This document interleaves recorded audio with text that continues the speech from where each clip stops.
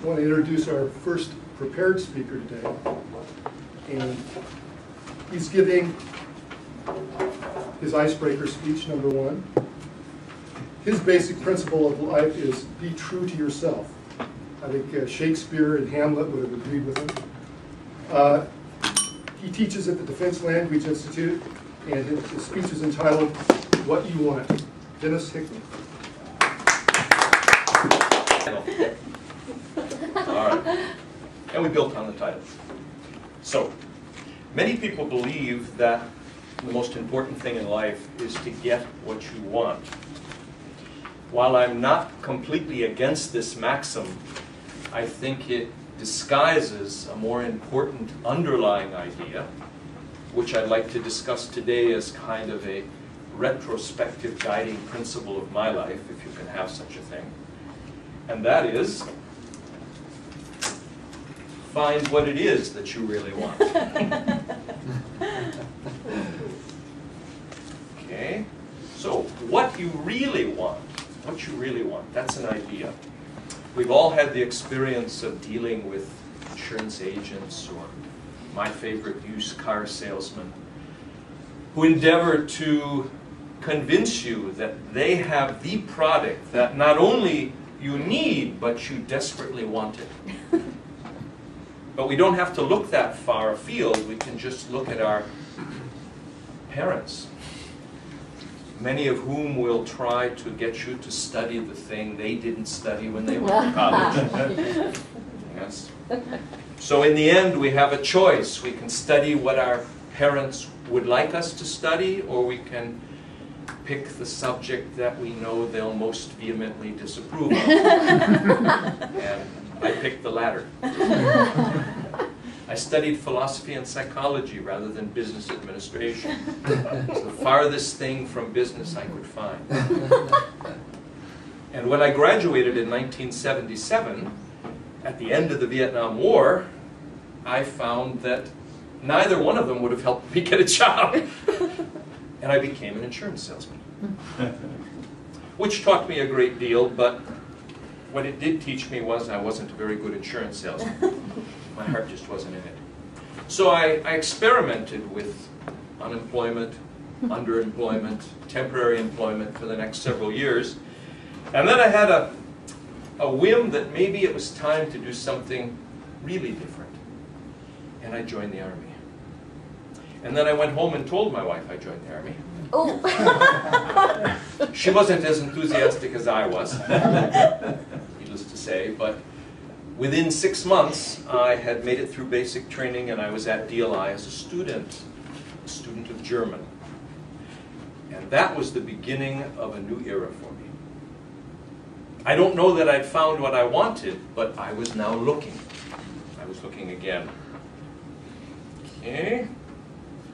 I found that in my 8 years in the Army, I found an opportunity to relive my youth. I was young again. I could do the things I'd done in high school and college because I was around people who were that age. But first I had to pass DLI, of course. That was the gatekeeper.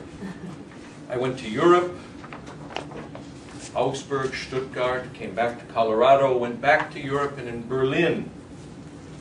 And it was in Berlin that I actually started graduate school as a night school. And I finished it, which was amazing. And the Army paid for it, which was even more amazing. And then the unbelievable occurred. The Cold War ended. And I was out on the street again.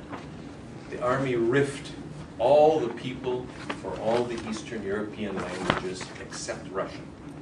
We were still afraid of the Russians, but we weren't afraid of the Bulgarians anymore, or the Germans, or the Czechs, or the Slovaks, or the Poles. We weren't afraid of any of those people anymore.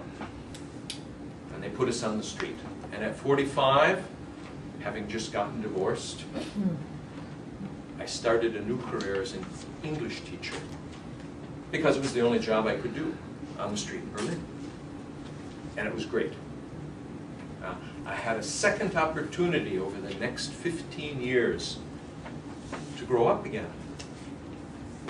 I could go out start dating again. I could try different jobs. I could quit a job and go to another school. Everybody needed English teachers. You could start the next morning after the interview. It was unbelievable.